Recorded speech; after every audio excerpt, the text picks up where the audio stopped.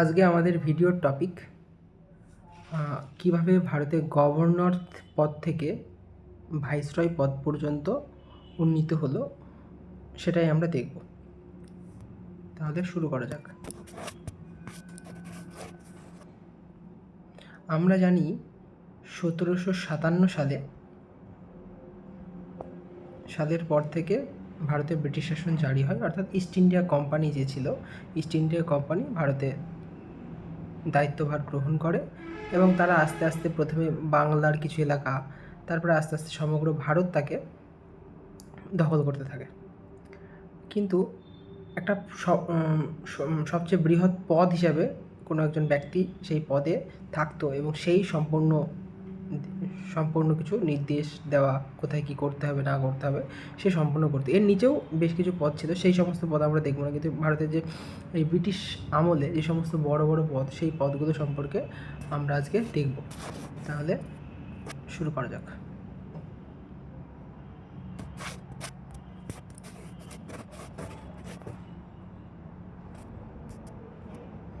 আচ্ছা, সবার যে প্রথম পদ, সে পদটার নাম হচ্ছে গভর্নর অফ বেঙ্গল।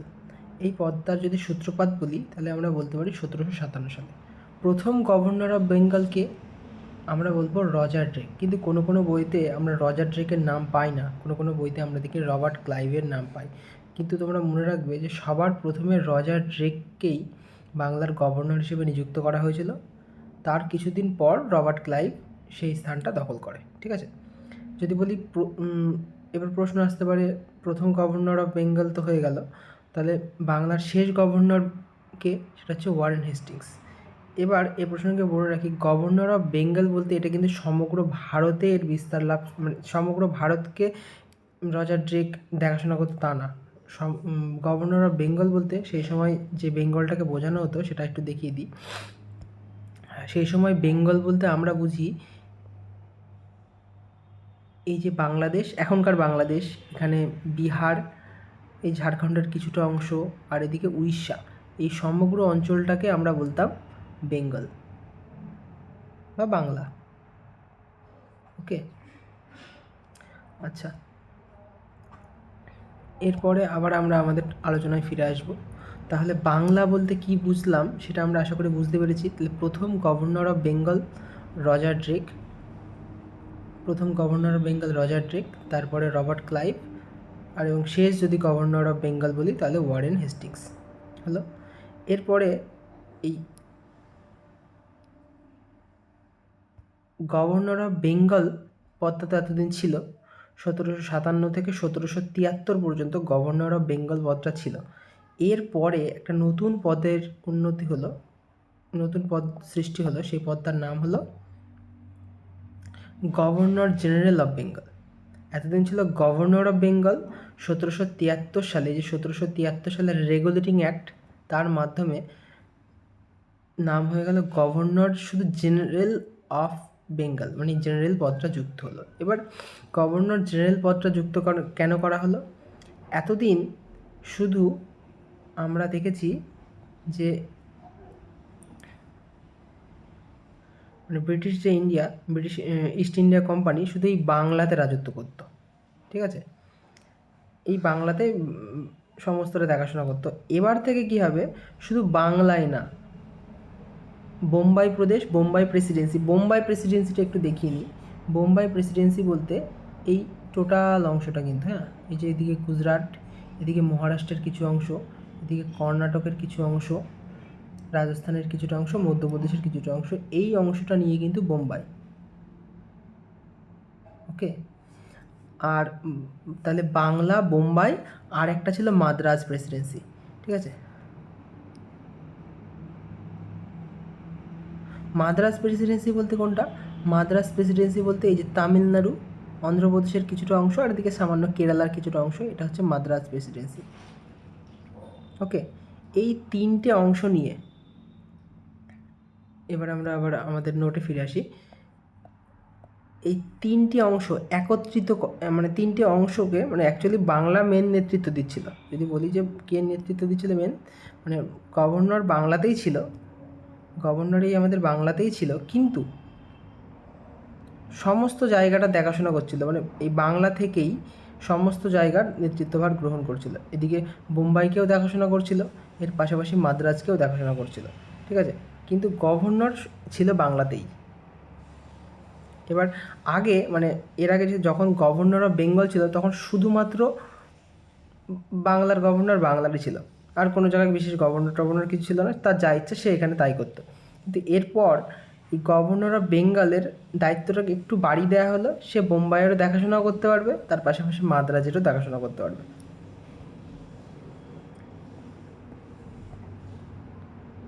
ওকে, এর পাশাপাশি 1773 সালে এই আইনটা আর কি করা হয়েছিল, 4জন এক্সিকিউটিভ কাউন্সিল রাখা হয়েছিল, যারা কি করবে না এই যে গভর্নর অফ জেনারেলকে সাহায্য করবে, গভর্নর জেনারেল অফ বেঙ্গলকে সাহায্য করবে, হেল্প করবে। ওকে, এইটুকুনি। আর এরপরে যদি বলি আমরা প্রথম গভর্নর জেনারেল অফ বেঙ্গলকে, তাহলে বলবো ওয়ারেন হেস্টিংস। শেষ গভর্নর জেনারেল অফ বেঙ্গলকে বলবো লর্ড উইলিয়াম বেন্টিং। বোঝা গেল? আশা করি বোঝা গেল। এরপরে আমরা চলে আসব গভর্নর জেনারেল অফ ইন্ডিয়াতে। গভর্নর জেনারেল অফ ইন্ডিয়া পদের সূত্রপাত কবে হলো? 1833 সালে। এবার এই পদটার সূত্রপাত করা হয়েছিল কেন সেটা একটু বলি।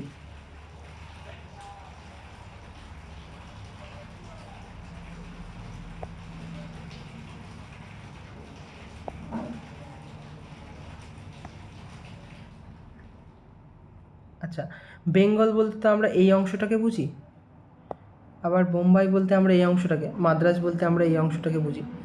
এবার বেঙ্গলের যিনি গভর্নর ছিলেন তিনি যখন এদেরকে নির্দেশ দিতেন বা এই বোম্বাই নির্দেশ দিতেন, এরা সেইভাবে মানতো না, তাকে গ্রাহ্য করতো না, বা সেই ঠিকভাবে এই বোম্বাইয়ে নজর দিতে পারতো না, বা মাদ্রাজেও নজর দিতে পারতো না। তাই একটা নতুন পদের সৃষ্টি করা হলো, যে পদটা কী করবে না, সমগ্র ইন্ডিয়া মানে ভারতের ওপর নজরদারি চালাতে পারবে, পুরো সমগ্র ভারতের ওপর নজরদারি চালাতে পারবে। তার জন্য একটা নতুন পদের সৃষ্টি করা হলো, আর সেই পদটারই কিন্তু নাম হচ্ছে গভর্নর জেনারেল অফ ইন্ডিয়া, যে পদ 1733 সালের চার্টার অ্যাক্টের মাধ্যমে এই পদটার সৃষ্টি করা হয়েছিল। আচ্ছা, তাহলে প্রথম গভর্নর জেনারেলের নাম কি? প্রথম গভর্নর জেনারেলের নাম হচ্ছে লর্ড উইলিয়াম বেন্টিং। এরপর হচ্ছে শেষ গভর্নর জেনারেলের নাম কি? লর্ড ক্যানিং। এরপরে এই যে গভর্নর জেনারেল হয়ে গেল, গভর্নর জেনারেল হওয়ার পরে নতুন আবার একটা পদের সৃষ্টি হলো, এই গভর্নর পদটাকে নতুন নামকরণ করা হলো, সেটার নাম হলো ভাইসরয় অফ ইন্ডিয়া, মানে নতুন পদ সৃষ্টি হলো, সেই পদটার নাম হচ্ছে ভাইসরয়। এবার কত সালে শুরু হয়েছিল এই পদ করা হয়েছিল এটাকে? 1858 সালে সিপাহি বিদ্রোহের পর মহারানের ঘোষণাপত্রের মাধ্যমে এই নতুন পদটার সৃষ্টি করা হলো, মানে গভর্নর জেনারেল অফ ইন্ডিয়া এখন আর নেই, এখন শুরু হলো ভাইসরয়। তাহলে প্রথম ভাইসরয়ের নাম কি? লর্ড ক্যানিং। লাস্ট ভাইসরয়ের নাম কি? Lord Mountbatten. আচ্ছা, এরপর এখানে একটা প্রসঙ্গ বলে রাখি, এই যে ভাইসরয় আমরা বলি, তো প্রথম ভাইসরয় যদি বলি লর্ড ক্যানিং, একদম সঠিক। শেষ ভাইসরয় যদি বলি লর্ড মাউন্টব্যাটেন, এটাও সঠিক। কিন্তু আমরা যদি বলি ভারতের শেষ ভাইসরয়ের নাম কি, শেষ গভর্নরের নাম কি, সেক্ষেত্রেও আমরা দেখি অনেক ক্ষেত্রে অনেকে বলে লর্ড মাউন্টব্যাটেন, সেটা কিন্তু একেবারে ভুল নয়। মনে রাখবো যে ভাইসরয় পদ, এই যে নতুন একটা পদ আমরা দেখতে পাচ্ছি ভাইসরয়, এই ভাইসরয় পদের সৃষ্টি তো হয়েছিল, কিন্তু প্রত্যেকে মানে ভারতের সাধারণ মানুষ এই ভাইসরয় নামটাকে সেইভাবে উচ্চারণ করতো না, সবাই তাকে কী বলতো না, গভর্নর বলেই উল্লেখ করতো, তাকে গভর্নরই বলতো, কিন্তু অ্যাকচুয়ালি পদটার নাম ছিল ভাইসরয়, কিন্তু প্রত্যেকে গভর্নর এইভাবে বলতে থাকলো, যার কারণে আমরা দেখতে পাচ্ছি এবার কি দেখবো, যে ভারত স্বাধীন হয়ে গেছে,